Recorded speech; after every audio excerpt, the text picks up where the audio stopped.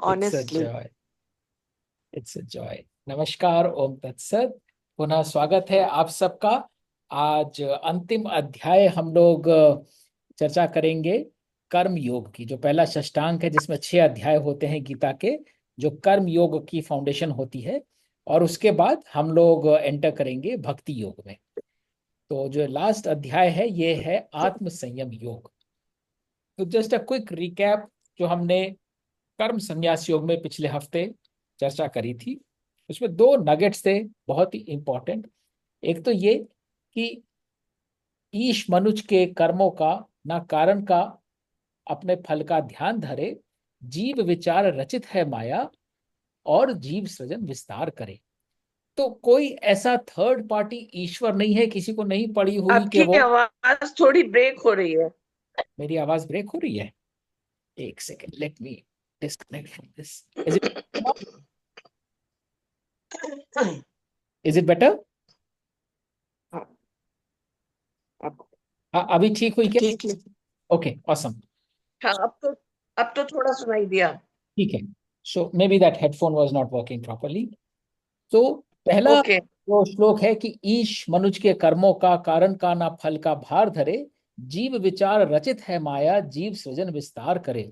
तो ऐसा कोई थर्ड पार्टी ईश्वर बाहर ऊपर कोई नहीं बैठा हुआ, जो सबका लेखा जोखा कर रहा है, अकाउंटिंग कर रहा है। ओ तुमने ये किया था, तुमको मैं यहाँ फेंक दूंगा। अच्छा तुमने ये बहुत अच्छा काम किया, चलो अमीर बन जाओ अगली बार। अच्छा तुम के ऐसे नहीं बनी, चलो तुम्हारे को इसके साथ रख देता हूँ। So there is no such power which is kind of keeping that balance on your behalf.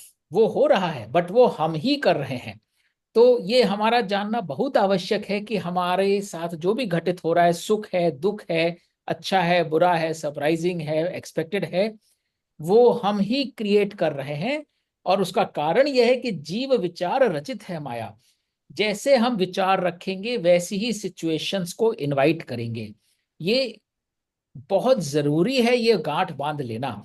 हम हो सकता है डिपेंडिंग ऑन आवर मेच्योरिटी इससे आज एग्री करें या ना करें, बट ट्रुथ यही है कि जो हमारे साथ हो रहा है आज, वो कहीं ना कहीं हमने पहले जिस तरह के थॉट्स रखे थे, जैसे रिस्पॉन्ड किया था, वही एनर्जी हमें वापस अट्रैक्ट कर रही है और हम उस एनर्जी की तरफ अट्रैक्ट हो रहे हैं। तो इसलिए यदि हमारे आसपास आज की तारीख में भी कोई टॉक्सिक एनवायरनमेंट है, कोई अनडिजायरेबल सिचुएशन है, उससे मुक्ति कैसे पा सकते हैं हम? उसको फॉरगिव करके, उसको हील करके, उसमें क्षमा, आगे हम भक्ति योग में पढ़ेंगे, क्षमा का बहुत बड़ा रोल है, फेथ का और क्षमा का। सो आस्था का, भक्ति का और क्षमा का बहुत बड़ा योगदान है। तो यदि हमारे इर्द गिर्द, चाहे हमारी रिलेशनशिप हो, चाहे हमारे बॉस हो, चाहे फ्रेंड्स हो, कलीग्स हो, कोई भी ऐसी एनर्जी है जो हमको ट्रबल कर रही है, अगर हम उससे वो एनर्जी हमें ट्रबल ही कर सकती है, हमें यह भी समझना पड़ेगा। वो एनर्जी अपनी यात्रा पे निकली हुई है, हम उसका प्रारब्ध है, वो हमारा प्रारब्ध है, तो हम दोनों एक सिचुएशन में हैं। अब अगर वो हमें ऐसा परसीव हो रहा है, कई बार क्या होता है, वो एनर्जी हमें ट्रबल नहीं कर रही होती बट हम ट्रबल हो रहे होते हैं। कई बार वो डिलिवरी ट्रबल कर रही भी होती है। तो वो एनर्जी सिर्फ ट्रबल ही कर सकती है हमको, शायद किसी और के लिए बहुत अच्छी हो, उसको जैसा हम प्रतीत होते हैं वो वैसे रिस्पॉन्ड कर रही है। तो यदि वो एनर्जी फॉरगिव नहीं करती है, तो हम उसका प्रारब्ध बन के जाते रहेंगे उसकी सिचुएशन में, इनएडवर्टेंटली। और इसीलिए आवश्यक है कि जब वो प्रारब्ध बन के हमारे सामने आ रही है, तो हम फॉरगिव करें, लेट गो करें। हमें वो बेट नहीं लेनी है कि अरे इसने ऐसा बोल दिया, अब तो मैं इसे सबक सिखाऊं या अब मैं रिएक्ट करूं। हमको एक साक्षी भाव रख के, और ये हम आत्म संयम योग में जो आगे पढ़ेंगे, आज शुरू करेंगे, उसमें कुछ नगेट्स। हमको साक्षी भाव रख के उसके साथ बस गुजर जाना है। नदी अपना रास्ता बना लेती है, चट्टानें आती हैं, कुछ चट्टानों को नदी तोड़ पाती है, कुछ के नीचे से निकल जाती है, कुछ के ऊपर से निकल जाती है। तो हमको उस एनर्जी को एक्सेप्ट करना है, फॉरगिव करना है, हील करना है। जैसा हम विचार रखते हैं वैसी ही सिचुएशन डेवलप होती है, इन दिस लाइफ और आफ्टर लाइफ। तो ये बहुत इंपॉर्टेंट नगेट है कि न प्रहस्येत प्रियम प्राप्य, न दो तुझे प्राप्त चाप, स्थिर बुद्धि समूढ़ो ब्रह्मविद ब्राह्मणी विद्या। कि ये आप जो हो, सॉरी, ये दूसरा वाला श्लोक था, पहले वाला न करते तुम न कर्माणि लोकस्य सर्जति प्रभु। ये प्रभु किसी के कर्मों का फल और उसके भार नहीं सृजन कर रहे हैं, तो प्रवर्तते, जैसे सबके भाव है वैसा ही ये माया जो है प्रवर्तित होता है। और दूसरा श्लोक है जो है बहुत इंपॉर्टेंट पिछले चैप्टर का, प्रिय प्राप्त ना हर्षित हो, अप्रिय प्राप्त ना शोक, स्थिर बुद्धि ही दुख से छूटे, सुख भोगे त्रिलोक। ना प्रियश्यते ते प्रियम प्राप्य, ना दुजेत तत् प्राप्य चाप्रियम, स्थिर बुद्धिर समूढ़ो ब्रह्मविद ब्रह्मणि स्थित। जो अच्छी सिचुएशन को देख के फूला नहीं समाता, उसमें बह नहीं जाता, और जो अनडिजायरेबल सिचुएशन में अपना सर नहीं पीटने लगता, जिसकी बुद्धि स्थिर रहती है, जिसको ये ब्रह्म की विद्या का ज्ञान है, और जो उसमें स्थित रहता है, वही अल्टीमेटली लिबरेट कर पाता है अपने आप को सुख के खिंचाव से और दुख के ताप से। तो ये दो नगेट्स बहुत इंपॉर्टेंट हैं पिछले अध्याय के कर्म संन्यास योग के, क्योंकि यदि हम किसी से अटैच हो जाते हैं तो फिर हम कर्म के फल से संन्यास नहीं ले पाते। तो आगे बढ़ते हुए अच्छा है अविनाश जी, गुड इवनिंग अविनाश जी, जी मेरा एक क्वेश्चन है इसी के ऊपर, 5वें अध्याय के ऊपर। जी तो ये जो माया है, माया के नियम के अनुसार हम जब कर्म करते हैं, जो पाप पुण्य हमारे को, उसका लेखा जोखा कौन करता है ऊपर जाकर? मृत्यु के बाद में हमारे को जब होती है, मनुष्य धरती पर रहकर जो भी कर्म करता है, पाप या पुण्य करता है, उसका कर्मों, सब कर्मों का लेखा जोखा मृत्यु के बाद कैसे होता है? कौन रखता है ऊपर जाकर? हम ही रखते हैं। आप देखिए, आप सोने जाते हैं, एक विचलित अवस्था में सोने जाते हैं, you are disturb, something happen during the day, you are very stressed out and disturb. क्या होता है, उस रात आपको सपने भी बुरे बुरे आते हैं, और अगर आपने कोई बुरा सपना देखा और आप सपने से उठ जाते हैं, उस दिन वो सर में भारीपन रहता है। तो जो आपका दिन में डिस्टरबेंस था, वो सपने में किसने बनाया? आप ही ने बनाया, किसी और ने वो सपना आपको कहीं से नहीं भेजा। और जो सपने में जो भाव था, वो आप ही अपने सर में भारीपन लेके घूम रहे हैं, कोई और आपके दिमाग में नहीं ठूस रहा है। तो इसी प्रकार, और ये अक्षर ब्रह्म योग में हम जाके समझेंगे, जिस चेतना और जिस अवस्था से हम प्राण त्यागते हैं, और सिर्फ प्राण के लिए नहीं ट्रू है, ये हम तब चर्चा करेंगे, हर पल के लिए ट्रू है। जिस अवस्था में हम रहते हैं, वो अवस्था ही हमें नेक्स्ट पॉइंट तक ले जाती है। तो नहीं नहीं, जिसको, मेरा क्वेश्चन, नहीं मैं मेरा आ रहा हूं, जो क्वेश्चन, पाप और पुण्य की आप बात कर रहे हैं, हाँ वो जी, आपकी पाप अपनी, पुण्य, हम जो पाप या पुण्य करते हैं, भगवान कृष्ण ने बोला कि मैं ना किसी पाप करवाता हूँ, ना किसी पुण्य करवाता हूँ। ये अपने कर्मों के हिसाब से आपको लेखा जोखा जो है कौन रखता है ऊपर? यमराज है, देवता है, कौन है? क्योंकि मैंने आप कई जगह पढ़ा है जी कि कोई यमराज है, जब जाते हैं पितृलोक में जाते हैं या कहीं जाते हैं। तो मेरा ये क्वेश्चन बड़ा, एक हफ्ते से आई वाज, मतलब कि little bit to ask you. हाँ, दे ऐसा है ना सुभाष जी। ऊपर जाके देखिए, कर्मों का हिसाब किताब कोई ना कोई तो रखता है। नहीं नहीं, वही तो है, ये तो बहुत क्लियरली बोल रहा है कि ईश्वर भी आपके कर्मों का हिसाब किताब और फल का संयोग नहीं रख रहा ईश्वर है। नहीं रखता, ईश्वर तो मैं मानता हूँ नहीं रखता, लेकिन कोई देवी देवता, नहीं यमराज, नहीं, जो अगर जो ईश्वर नहीं रख रहा तो किसी और की क्या बिसात है। देखिए, और दूसरी बात, जो हिंदू फिलॉसफी और माइथोलॉजी को फॉलो कर रहा है, वो ऊपर जाके यमराज और चित्रगुप्त को ढूंढेगा। जो बाइबल को फॉलो कर रहा है, वो सेंट पीटर के दरवाजे को ढूंढेगा। तो ये तो सब हमारी अपनी कंडीशनिंग है ना, हम जिसको बिलीव करते हैं वैसा ही सोचने लगते हैं और एक्सपेक्ट करते हैं। तो जो लेखा जोखा है, आपकी कॉन्शियसनेस खुद ही रख रही है। और इसको बहुत सिंपल वर्ड में मैं बोलूं, आप आज चाइनीज बोलने लगेंगे एक भीड़ में बैठ के बैठे, तो आपके पास चाइनीज ही आएगा ना, तो उसके जिम्मेदार आप हैं। एक चाइनीज आके आपके साथ बैठ जाएगा, वो ये आदमी चाइनीज बोल रहा है, ये लगता है मेरे वतन का है, ये मेरे को समझता है, हमारा कल्चर समझता है। तो जो लैंग्वेज आप बोलते हैं मेंटली इमोशनली, वही एनर्जी अट्रैक्ट आप करते हैं। तो ये लेखा जोखा आप ही रख रहे हैं। यदि आज आप किसी विकट स्थिति में हैं और आप उसको रिजॉल्व नहीं कर रहे, लेट गो नहीं कर रहे, आप फंसे हुए हैं, तो वो एनर्जी आप ही एग्जीक्यूट कर रहे हैं और आप ही अट्रैक्ट कर रहे हैं। तो अगली बार जिसको आप पाप समझ रहे हैं, पाप का फल समझ रहे हैं, या पुण्य का फल समझ रहे हैं, वो आप ही अट्रैक्ट कर रहे हैं, depending upon how you are responding to the initial signal. चलिए, तो आगे जाके पितृ, आगे जाके इसको और क्लैरिफाई होगा, पितृलोक जब आएंगे कि पितृलोक और मतलब कि सारा कुछ आएगा, तो उसमें ज्यादा क्लैरिफाई होगा। ओके, थैंक यू जी। हाँ, तो कोई गुड इवनिंग अंकल। जी Ankit. Uncle I couldn't help but notice कि एक रोंडा बर्न की बुक है द सीक्रेट करके, it's a New York time best best seller book. उसमें उन्होंने ये जो आप बोल रहे हैं उसमें लॉ ऑफ अट्रैक्शन को ही उन्होंने मेंशन किया है। और वो बार बार उसमें एक ही चीज आती है कि अगर if you are good, if your thoughts are good you attract good things, if your thoughts are bad you attract bad things. तो क्या ये गीता का ये जो बोल रहा है law of attraction, is it the same thing जो उस बुक में लिखा है?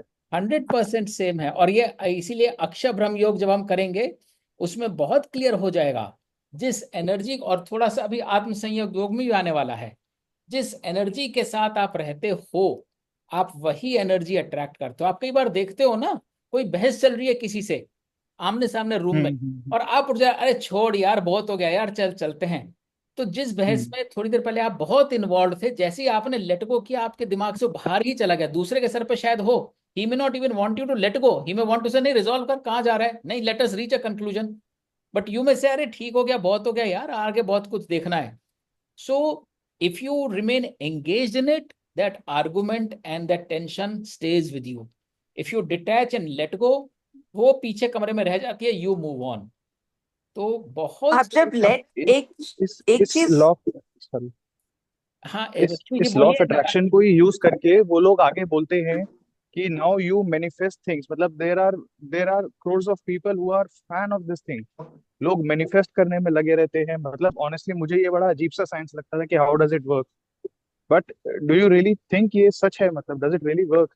It does. रश्मि जी की बात और सुन लेते हैं, then I will come back to you. हाँ, जी एक जी। चीज मैं ये पूछना चाह रही थी, कि जैसे आप कह रहे हैं कि हम वी शुड लेट गो।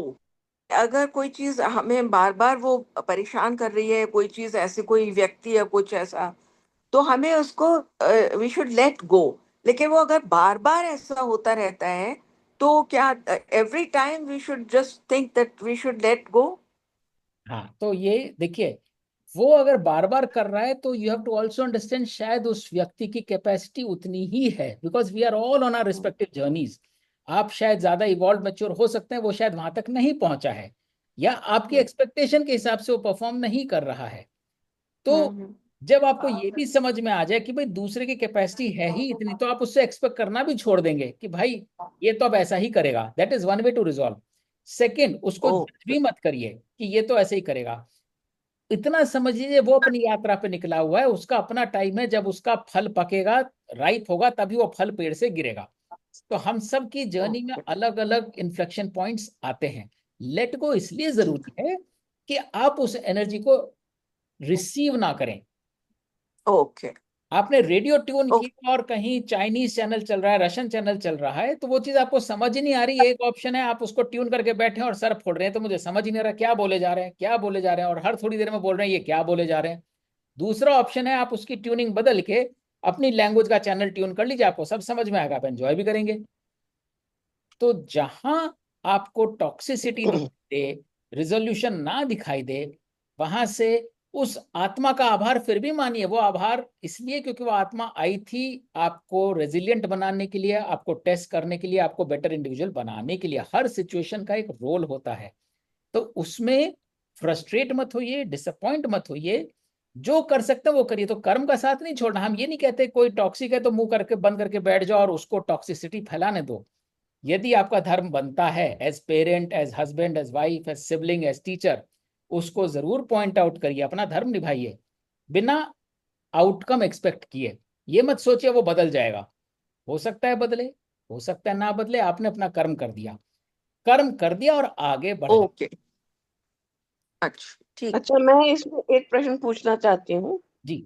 जैसे बहुत सी सिचुएशंस में कोई कोई गुरु आपके या कोई आपके वेल विशर आपसे कहते हैं कि ये वाली प्रार्थना करिए तो आप इस खराब सिचुएशन से पार पा लेंगे। मान लीजिए हनुमान चालीसा का ही पाठ कर लीजिए, मान लीजिए रामायण का ही पाठ कर लीजिए, मान लीजिए गीता का ही पाठ कर लीजिए, तो आप इस खराब सिचुएशन से पार पा सकेंगे। तो क्या यह भी उचित है कि अनुचित है? ये क्या उसका सही तरीका है उससे पार पाने का या नहीं? ये हम थोड़ा इसको क्या होल्ड ये करिए। आपको स्थिति प्रज्ञ सिचुएशन तक ले जा सकेगा? बिल्कुल, इसको होल्ड करिए थोड़ा दूर। भक्ति योग में हम साकार निराकार की जब बात करेंगे, साकार वो चीज होती है जिसको हम आकार देते हैं, शब्दों का, विजुअल का, भाषा का, रंग का, किसी भी चीज को हम फिजिकल फॉर्म में ठीक। उतारते हैं वो साकार बन जाती है ना। तो सही। यदि हम किसी चीज से घबरा रहे हैं तो हमको कुछ कॉन्फिडेंस चाहिए, ट्रस्ट चाहिए, एक शील्ड चाहिए। तो ये जो चीजें हैं, मंत्र है, कोई रुद्राक्ष है, कोई अंगूठी है, कोई उपवास है, हम्म। ये सब हमें ट्रेनर व्हील्स की तरह थोड़े टाइम के लिए थाम लेते हैं, गिरने से बचाते हैं। यदि हम अपने आप सक्षम नहीं है या वीक है तो दे आर लाइक क्रचेस, ये संभाल लेंगे, गिरने से बचा लेंगे। लेकिन आप पूरी जीवन यात्रा ट्रेनर व्हील पे नहीं साइकिल चला सकते, आप क्रचेस पे सारी जिंदगी नहीं निकाल सकते। इसके लिए ज्ञान की आवश्यकता होती है। तो आप उस समय संभल जाइए, जरूर धारण करिए, क्योंकि उस समय हो सकता है आप इतने फ्रेजाइल हो कि कोई सहारा नहीं मिले तो शायद आप डूबी जाएं।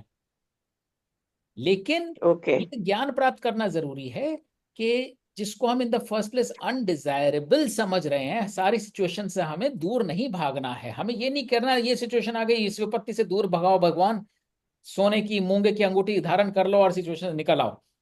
सिचुएशंस आती हैं ताकि हम अपने आप को पहचान सकें, एलिवेट कर सकें, रेजिलिएंट बन सकें और अपना कर्म पहचान सकें। अब अगर हम उस सिचुएशन से भाग गए तो वो सिचुएशन कहीं ना कहीं आगे फिर घेरेगी, क्योंकि हमने उसे एड्रेस करना नहीं सीखा। ठीक। अविनाश, जी। हाँ, मेरा एक अंकित के पॉइंट से रिलेटेड एक क्वेश्चन था कि ये जो सब law of attraction and manifest वगैरह जो बात होती है कई बार, सो मुझे थोड़ा सिंपलिस्टिक लगता है, बिकॉज जो आप कह रहे हैं कि जैसे आप जो माने मतलब the way you act is how you will the world will reflect that back to you, isn't it? That's one of the things that we are talking about.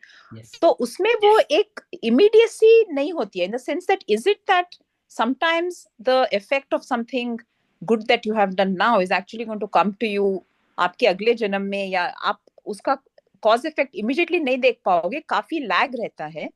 Is that a point also here? Because often ऐसा लगता है कि you've done all the right things, but the universe is not reflecting back what you think it would, but perhaps it comes much later in a different form, right? So there are two elements to it, and good that you asked this question. Very good thought, and Ankit was asking this. I was wanting to develop further on that. पहली चीज, आपको करना क्या है? ठीक है, तो कोई विचलित कर रही है, आप अगर एनर्जी कंजर्व करके बैठे हैं, पॉजिटिविटी लेकर बैठे हैं, that is the right thing to do, that is the first thing. Absolute truth तो यही है। आप कितना उसमें सक्षम हो पाते हैं वो आत्म संयम योग में भी हम और उसको इलेबोरेट करेंगे। बट किसी भी सिचुएशन आप कितने स्थित प्रज्ञ रह पाते हैं वो आपकी कैपेसिटी और जर्नी पे डिपेंड करता है, स्पिरिचुअल जर्नी पे। पर करना तो वही है, स्थित प्रज्ञ होना है, उससे ना फूला समाना है, ना दुख में बह जाना है। अब उसका रिजल्ट कब मिलता है? तो ये तो गीता के सिद्धांत के विरुद्ध ही जाता है। आप रिजल्ट पाने के लिए स्थित प्रज्ञ नहीं बैठे हैं कि मैं स्थित प्रज्ञ हो जाऊंगा तो फिर मुझे वो मिलेगा, और वो जल्दी मिलेगा या देर में मिलेगा। आप कुछ मिलने के लिए नहीं कर रहे, आप स्थित प्रज्ञ इसलिए हैं क्योंकि मनुष्य होने के नाते आपका स्वधर्म है कि आप हर सिचुएशन को एक्सेप्ट करें, उसमें अपने रोल को पहचाने, कुछ कर सकते हैं तो पूरी त्याग भावना के साथ वो कर्म करें। Now before I answer the second part, going back to Ankit question, क्या आपने मैनिफेस्ट होते देखा है? आप कई बार जाते हो ना, आप ऑपरेशन थिएटर में जाते हो, since he is a doctor, I am a consultant, मैं बोलूंगा मैं किसी क्लाइंट मीटिंग में जाता हूँ, कोई सरकारी आदमी वो किसी वेंडर प्रोक्योरमेंट नेगोशिएशन मीटिंग में जाता है, सब कमरे में स्टिफ अपर लिप करके सीरियस होके बैठे हुए हैं, और एक आदमी आपको बहुत ही स्माइलिंग, लूजनड अप, मस्त दिख रहा है। Don't you think that energy immediately relaxes you also? अरे वाह, एक आदमी था, बिंदास था, मस्त था। एंड आप भी अगर आपको प्रेजेंटेशन करना है तो आप पहले शायद नर्वस थे, और वो सारे सीनियर लोगों को जो काले कुपड़े कोट पहन के बैठे हुए थे फॉर्मल अटायर में, देख के डर रहे थे, हेजिटेट कर रहे थे, शायद आपके पैर भी कांप रहे हो। उस एक आदमी की मुस्कान आपको जो है एकदम से रिलैक्स कर देती है। या कोई आप एडवर्स सिचुएशन ले जहां लड़ाई दंगा चल रहा हो, कोई फ्यूनरल चल रहा हो, जो भी चीज आपको बॉदर करती है, आपको वहां एक आदमी दिखता है जो आपको दिखता है निर्मल है, शांत है, वो एनर्जी आपको फौरन अट्रैक्ट करती है।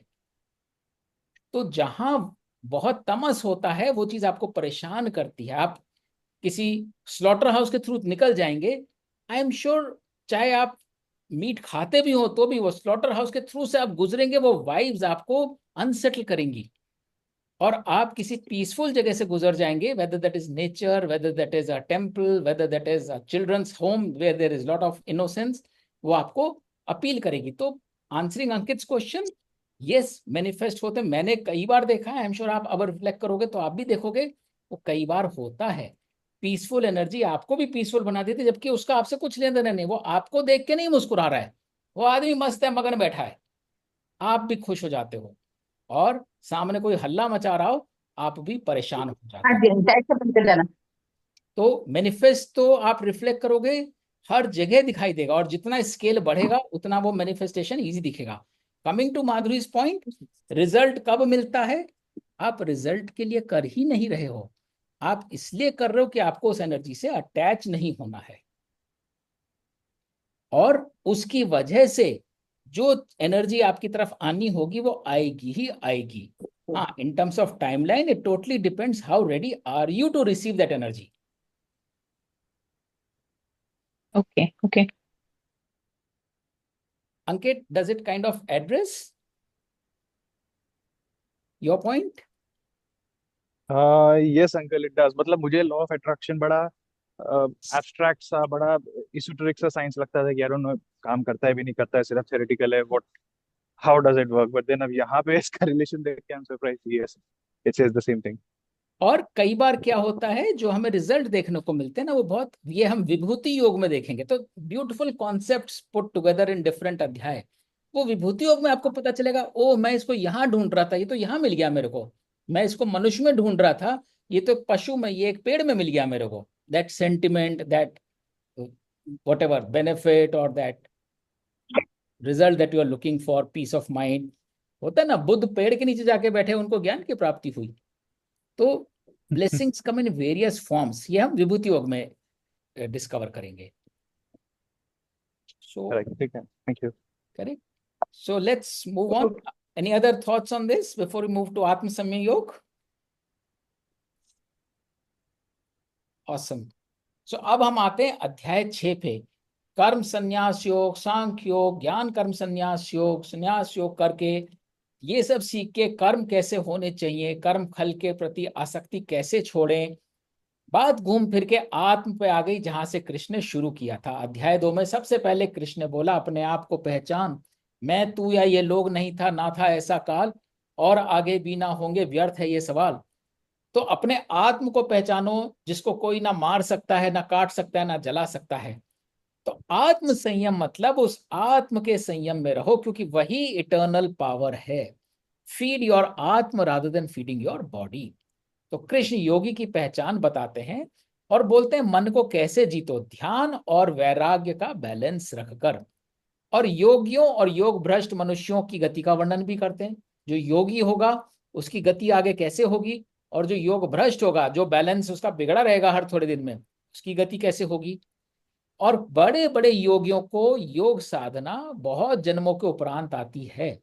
तो again it's not a race, हमको इसी जन्म में मोक्ष प्राप्त नहीं कर लेना है। हैविंग सेड दैट, यदि हम अपने आप को उपराम कर पाएंगे तो कोई जरूरी नहीं हो सकता इस जन्म में भी मोक्ष मिल जाए, क्योंकि मोक्ष की कोई टाइमलाइन नहीं है। मोक्ष is a state of mind. और ये हम आगे भक्ति योग में डिस्कवर करेंगे कि मोक्ष लेना ही क्यों है, या मोक्ष लेने के बाद क्या होगा, तो वो आगे डिस्कवर करेंगे। बट मोटी बात यह है, योग साधना है, जो पिछली बार प्रिंस ने भी सवाल पूछा था कि योगी क्या होता है। योगी वो होता है जिसका आत्म ब्रह्म से कनेक्ट हो जाता है, योग स्थापित कर लेता है। योग साधना वो है कि मेरा आत्म is all the time powered by the Brahm, I am always in sync with the ब्रह्म।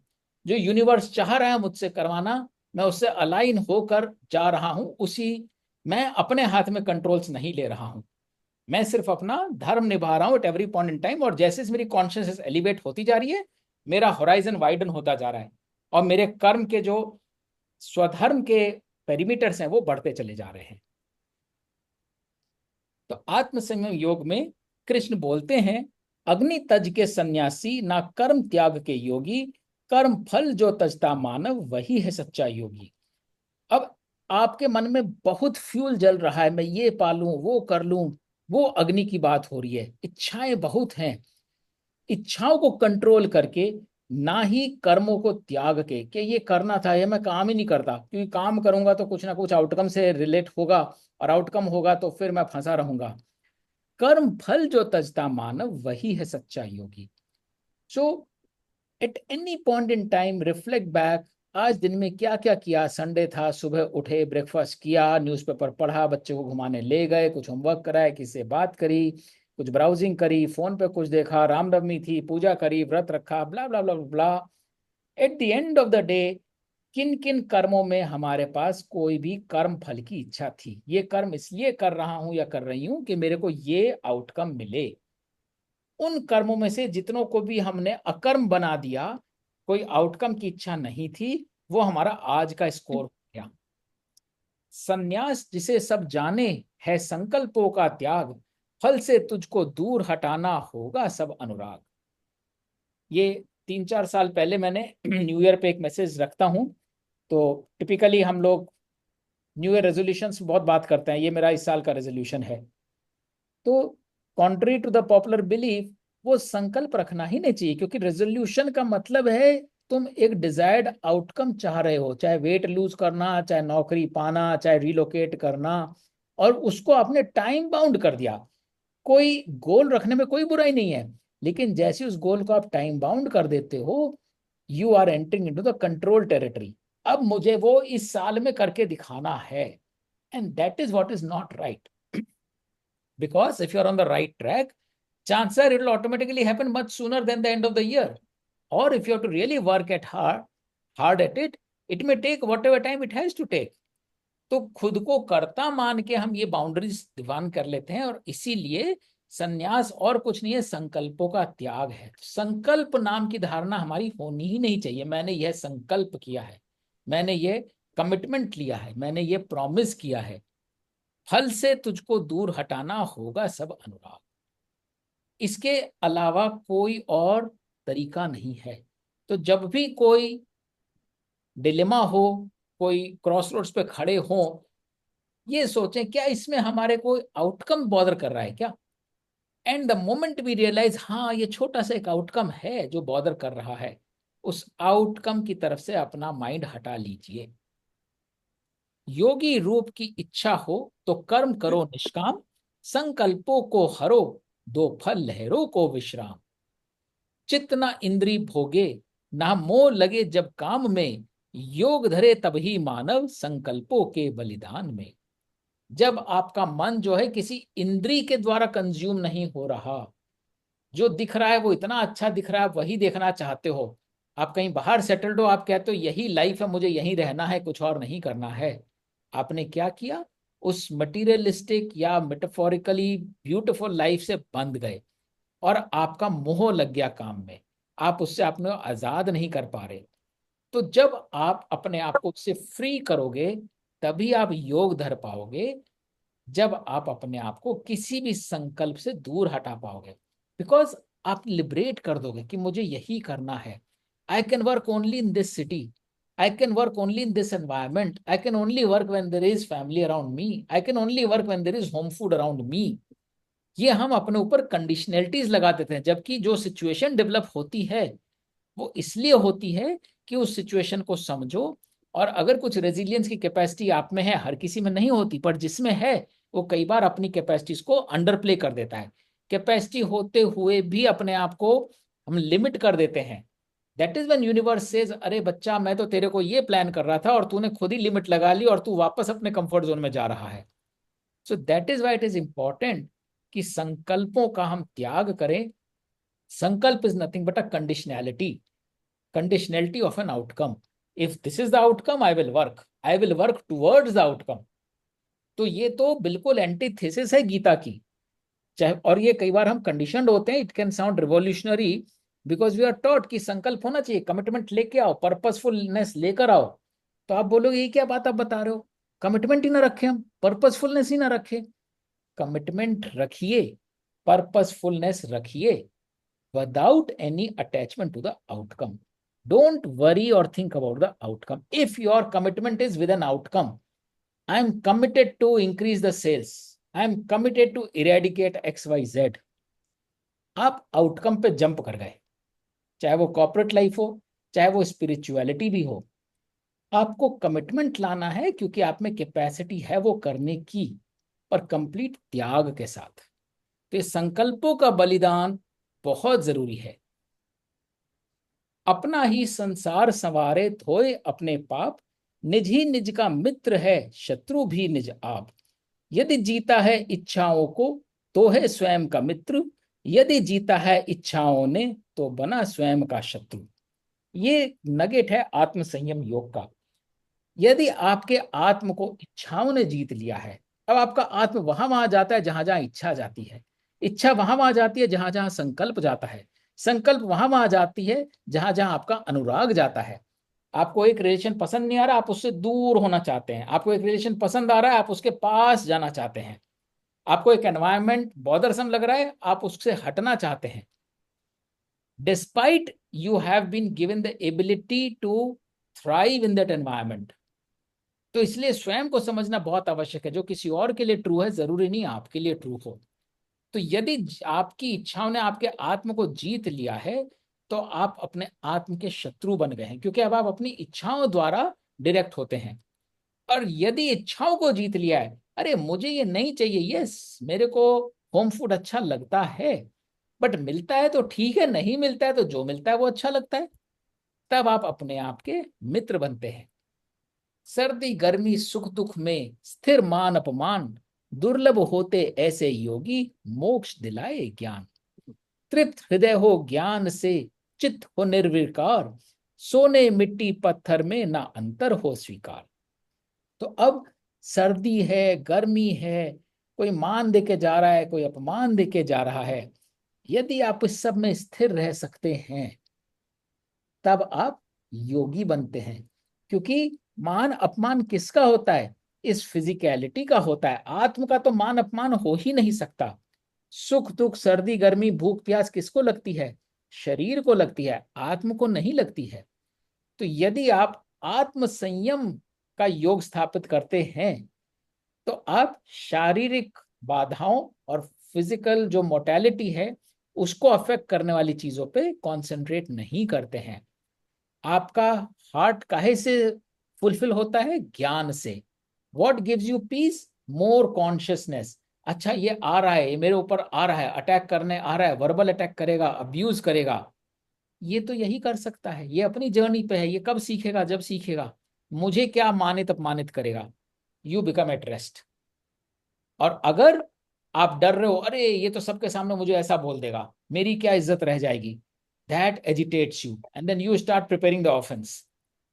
सोने मिट्टी पत्थर में जिसको कोई अंतर ही ना दिखे, सब एक बराबर है, सोना है, मिट्टी है, पत्थर है, हाउ डज इट मैटर? मेरी वैल्यू कोई एक्सटर्नल चीज की वैल्यू से नहीं बनती है। तो इसी को स्थिर प्रज्ञता बोलते हैं, इसी को आत्म संयम बोलते हैं। Anything that is physical is not connected to my atma. It may be connected to my body, to my physical mortal coil. It is not connected to my atma. श्रेष्ठ पुरुष वह योगी जो रखे ना कोई लगाव, मित्र शत्रु धर्मी पापी जिसको एक ही भाव। मन और इंद्रिय जीत कर ना जोड़े वह पूंजी, मन में ध्यावे धैर्य निरंतर संगत भई अनूठी। तो ऐसा योगी जो है, क्योंकि उसका कोई स्पेसिफिक लगाव नहीं है, और ये विभूति योग में हम दोबारा इसको कनेक्ट करेंगे। ऐसा कैसे हो सकता है कि हम बड़ा छोटा एडवर्सरी कंपटीटर सबके लिए एक ही भाव कैसे रखें, मित्र शत्रु धर्मी पापी? लेकिन यह आवश्यक है कि हम मित्र को भी इसलिए ना देखें कि वो मित्रता से हमें कुछ मिल रहा है, शत्रु को इसलिए ना दूर जाए उससे कि उससे हमें कुछ नुकसान हो सकता है, धर्मी को इसलिए ना फॉलो करें कि उसके चलते हमें कुछ पुण्य मिल जाएगा, और पापी से इसलिए दूर ना हो कि उसके पाप से कहीं हम भी ना कलंकित हो जाएं। जब हम उन सब में ईश्वर की छाया देखेंगे, जब हम समझेंगे वो मित्र क्यों है, शत्रु क्यों है, धर्मी क्यों है, पापी क्यों है, तो हमारे मन में एक ही भाव आएगा, और ये हम विभूति योग में एक्सपेंड करेंगे। ये सब ईश्वर की विभूतियां हैं।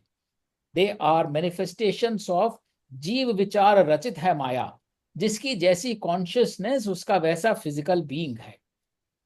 How did a soul decide to be born in India versus Czechoslovakia versus Australia versus New Zealand और यूएसए और Mexico? Totally depends upon the consciousness. आप घूमने जाते हो मेक्सिको, आप इंडिया में बॉर्न हुए, इंडिया में रहते हो, आप मेक्सिको घूमने जाते हो, और कोई एक चीज आपको ऐसी छू जाती है, बोलते हैं ना आपकी आत्मा बस गई वहां पे। That is what decides that the soul comes back and then takes form and shape in Mexico. That is how जो आपके मन में थॉट थी वो ट्रांसलेट हो जाती है रियलिटी में। मन और इंद्रिय जीत कर ना जोड़े वह पूंजी, मन में ध्यावे धैर्य निरंतर संगत भई अनूठी। तो ऐसा आदमी जो है वो फिजिकल रिसोर्सेज नहीं जोड़ता। कोई इसका मतलब ये नहीं कि आपको एक हट में जाके रहना है और ऑस्टेरिटी में रहना है और गरीब होकर रहना है। आप अपना कर्म करो, उस कर्म के चलते आपको बहुत कुछ मिलेगा, चाहे वो धन हो, चाहे वैभव हो, चाहे मान हो। क्योंकि आपके लिए सबसे इंपॉर्टेंट जो रिसोर्स है वो है मन और धैर्य की संगत। यदि आपके मन में धैर्य है, that is the only resource you have to gather in every situation. आपका प्रमोशन हुआ तो सही, आपको अपॉर्चुनिटी मिली तो सही, आप फॉरेन गए तो सही, सीईओ बने तो सही, आपकी शादी हुई तो सही, और ये सब नहीं हुआ तो भी सही, क्योंकि सब अपने टाइम पे और अपने तरीके से ही होगा। तो मन में अगर धैर्य आ गया, मन और धैर्य की संगत ही आपको जोड़नी है।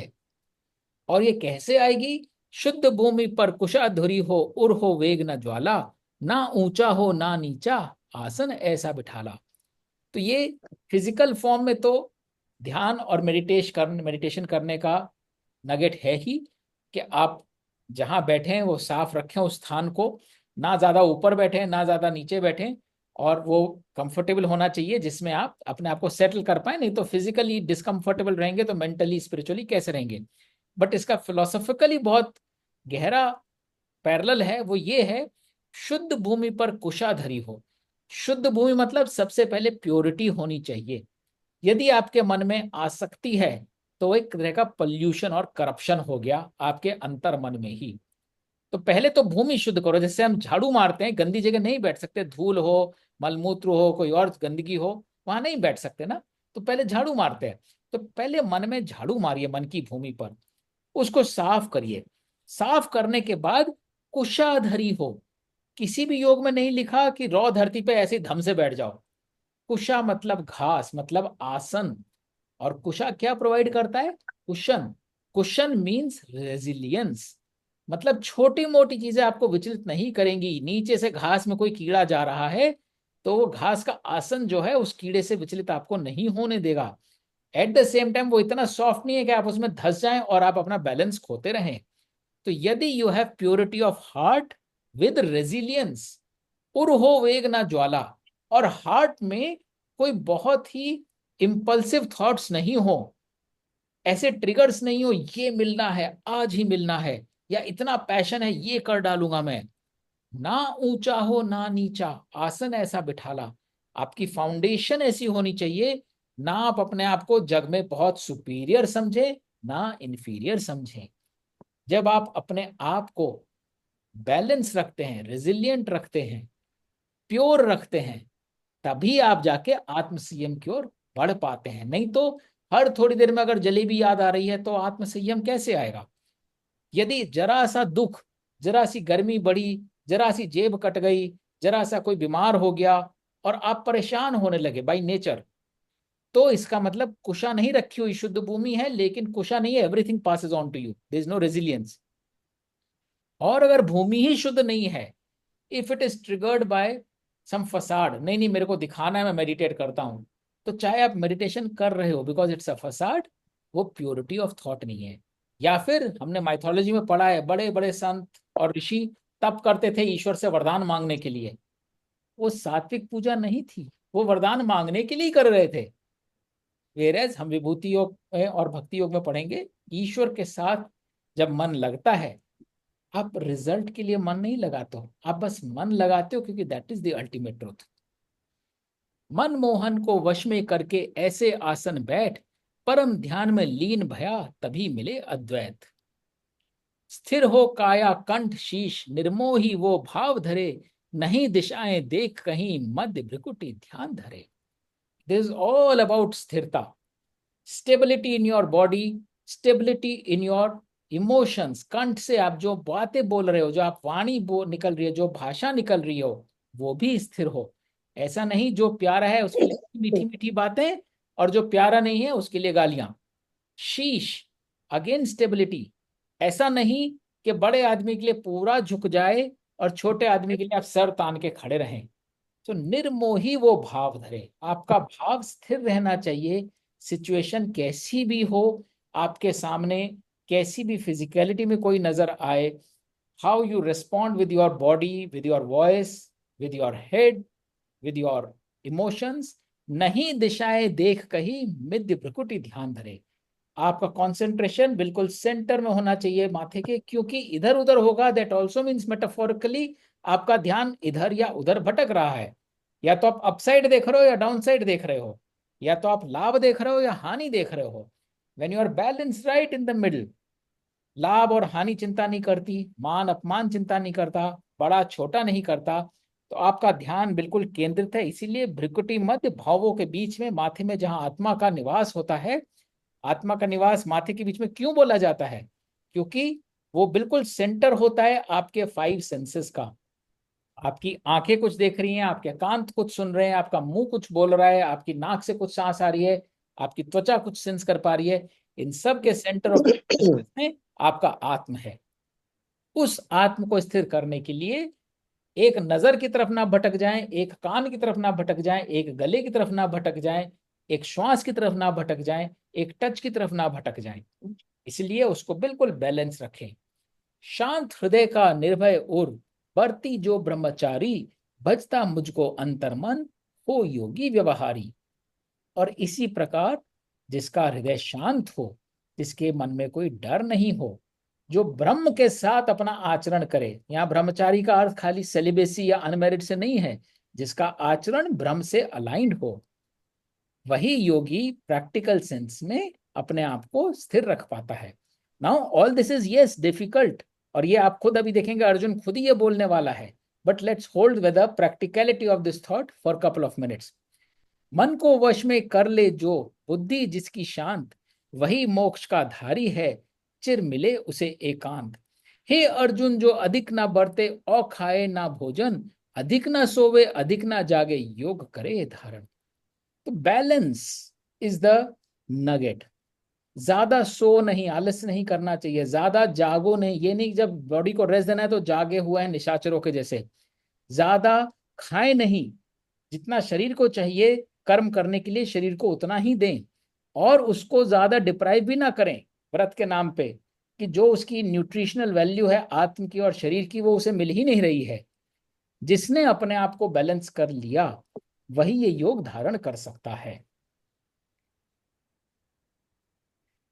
दुख हरते इस योग से तब ही जैसे अल्पाहार, यथा योग्य ही कर्म की चेष्टा, यथा नींद साकार। मन और चित्त वश करके जो धरे प्रभु का ध्यान, मुक्त बहे वह सब भोगों से योग युक्त इंसान। जैसे दीप जले बिन आंधी, ज्योति एक समान, वैसे ही योगी का मन जो धरे प्रभु का ध्यान। And lastly will take a pause over here. चित्त करे अर्पण कर्मों में योग योग अभ्यास, निज को देखे निज को पावे निज की ही आस।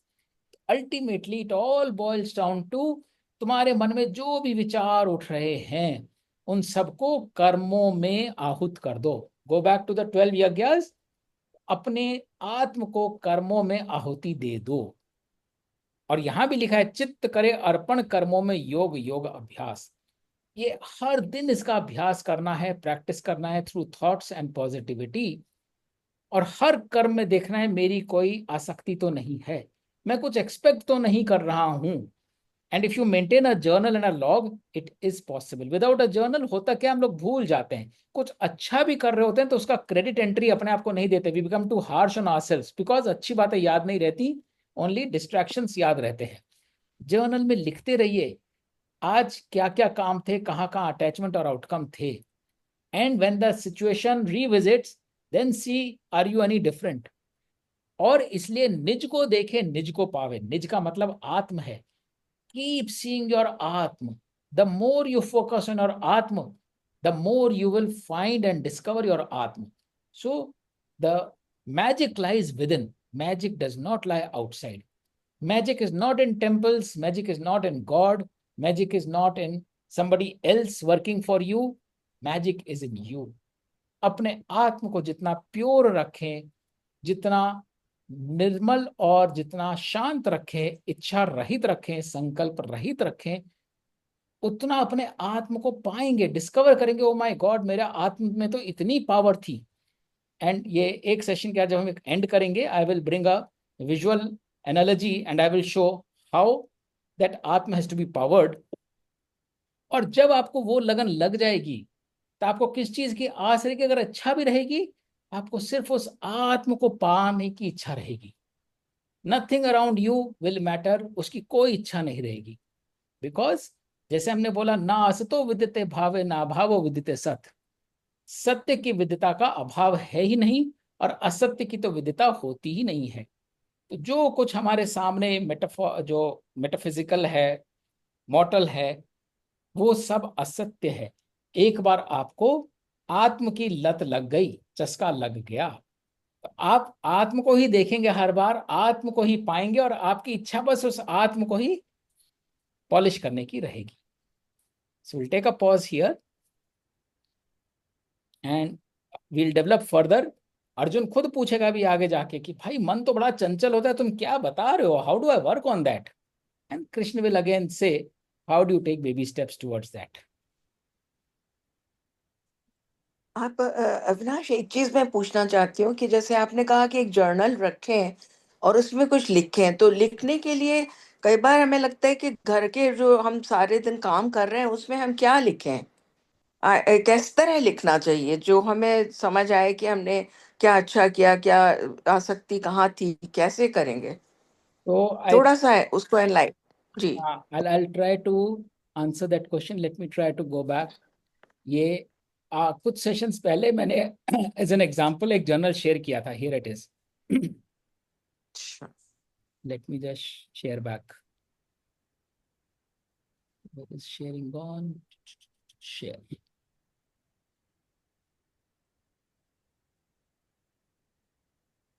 जब हम कर्म अकर्म की बातें कर रहे थे, ये मेरा एक सैंपल लॉग था उस दिन का। ठीक है, एक्टिविटी मैंने करी, जी। Wake up, got ready for work, left home for work. Pretty much akarma, क्योंकि मेरे अंदर कोई डिजायर नहीं थी, ऑटो पायलट में चल निकला। आंख खुली, तैयार हुए, गाड़ी में बैठे, चल पड़े। उस बीच कोई डिजायर नाम की चिड़िया थी ही नहीं। ठीक है, फिर आई ड्रोव फॉर वर्क, अकर्म, अनइवेंटफुल एंड ब्लिसफुल। जा रहे हैं अपना, कोई रेडियो वेडियो चल गया, गाना आराम से चल रहा है, ट्रैफिक चल रहा है, घर से ऑफिस पहुंच गए। फिर official routine, business as usual, no desire. यहाँ पे बहुत सारे डिजायर्स हो सकती हैं। आज मुझे इसको पॉइंट प्रूव करना है, आज मुझे प्रपोजल विन करना है, आज मुझे उसे सबक सिखाना है, आज मुझे उससे ये सीखना है। But depending upon what your routine is, they will be karma, akarma और vikarma in it. If there is feeling of control, of humiliation, of harming anybody, चाहे वो रिफ्लेक्सिव आया हो, इम्पल्सिव आया हो, वो सब विकर्म बन जाएगा, जिसकी मैं एग्जांपल दूंगा आगे। लेकिन if it is purely for outcome, मैं इसलिए करूं ताकि मेरी वाहवाही हो, मेरे अप्रिसिएशन हो, मेरे को ज्यादा बिजनेस मिले, वो सब कर्म बन जाएगा। But on that day I don't remember any desire, I was just doing my work, I was supposed to do my work, I just did that. Lunch with colleagues, fun and food. Now here, lots of rajas feeling, enjoyed delicious food, shared stories to impress others, desire to have a good time, seeking pleasure in lunch and gossip. I vividly remember when I was having lunch with friends that day, I was enjoying that time. It was giving me so much. It was giving me gossip. It was giving me appreciation, an opportunity to brag about things that I have done. All this is rajas. So all this was karma, because I was attached to what was coming back to me in that session, including the delicious food. Here, I wound up the day, promised to complete unfinished tasks. Again, my eye was in unfinished tasks, not as a stress or anxiety, but definitely a measurement. अच्छा, ये आज पूरा नहीं हुआ, इसे मैं कल पूरा करूंगा। आपको क्या पता कल आप किस गति में होंगे, कहाँ होंगे? इसीलिए संकल्पों का त्याग करो। यहाँ एक आउटकम में है, तो ये कर्म है। फिर now when I am driving back, while the drive to work was blissful, drive back home was not as blissful. I was racing past some drivers, mentally cursing a few of them, defeated some of them in the race, and felt in control. All this is vikarm. When I was driving back home, I was full of vikarm. मेरे अंदर अर्ज थी इस गाड़ी से आगे निकलना है, इसको आगे निकलने नहीं देना है. मेंटली कुछ लोगों को शायद मैं कर्स भी कर रहा था, ये कैसे गाड़ी चलाता है, ये आंटी है, गाड़ी चलाना नहीं आता है तो गाड़ी खरीदती क्यों है. All kind of thoughts, vikarm. Because I was not at peace.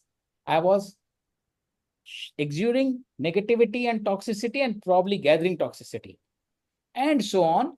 So जब आप जर्नल लिखें तो सुबह से उठ के जो जो आपने काम किए हैं उसको कर्म कर्म विकर्म में डालें. स्वयं को आईना बनाएं. कितनी बार मेरे मन में ये विचार आया कि इसको मैं कंट्रोल कर लूं, इसकी बोलती बंद कर दूं, इसको नीचा दिखा दूं, इसको हरा दूं. ये सब विकर्म है. कर्म जिसमें मैं रिजल्ट एक्सपेक्ट कर रही थी, ये करूंगी तो ये मिलना चाहिए, और अकर्म कर रही थी, खुश थी, फर्क ही नहीं पड़ता उसका क्या हुआ. तो ये जर्नल जब हम लिखेंगे इसी में हम आत्म संयम डालेंगे, क्योंकि आत्म संयम होगा तो अपने आप कर्म जो है अकर्म बन जाएंगे, और अगर आत्म संयम नहीं है तो कर्म आते रहेंगे. Thank you, thank you. Avinash ji, मेरा एक क्वेश्चन है. 18 श्लोक नंबर 18 में लिखा है, मनो वश जो दरे का ध्यान. हाँ. वे सब भोगों से युक्त इंसान. तो ये आपका प्रभु का ध्यान तो हम सिमरन से ही कर सकते हैं ना. ज्यादातर भगवान का रूप अपने जो भी भगवान का जो मानता है, जो भगवान जिसको मानता है, तो कोई कृष्ण को भगवान मानता है, कोई उसको भगवान मानता है, शिव जी को, कोई जो भी मतलब है कि, तो इसमें प्रभु का सिमरन तो सिमरन के थ्रू ही हम उसका कर सकते हैं ना प्रभु का ध्यान. तो इसको थोड़ा थॉट को होल्ड करिए. जो ये डीप फिलॉसफी है, जो धरे प्रभु का ध्यान, यहाँ प्रभु से मतलब सिर्फ हमारा उस गॉड, उस ईश्वर से नहीं है जिसको हम ईश्वर मानते हैं, जो सर्वशक्तिमान है. जब हम भक्ति योग करेंगे तो हम ईश्वर की डेफिनेशन को ही रिविजिट कर लेंगे. तो उसको जब हम एक्सपैंड करेंगे तो जो हर समय वट एवर ईश्वर is equal to, whatever प्रभु इज इक्वल टू, सपोज प्रभु इज इक्वल टू 5 कंपोनेंट्स, जो हर समय उन 5 कंपोनेंट्स का ध्यान धरेगा, अवेयर रहेगा, कॉन्शियस रहेगा, वो अपने मन को और चित्त को वश में कर सकेगा, क्योंकि उसका ध्यान whatever that components of Ishwar और प्रभु आर, वहां जाएगा. As I said, as a trainer wheel, it can be your Ishwar, your Krishna, your Hanuman, your Saraswati, Jesus, whatever it is. But the eternal truth is, the Ishwar that we will talk about in Bhakti Yoga is beyond our definition of Ishwar in a physical form.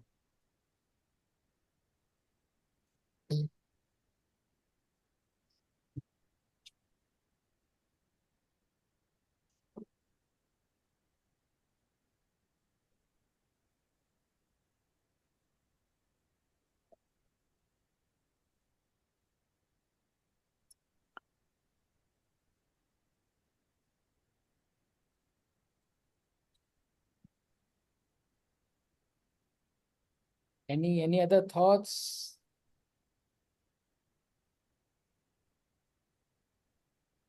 Okay.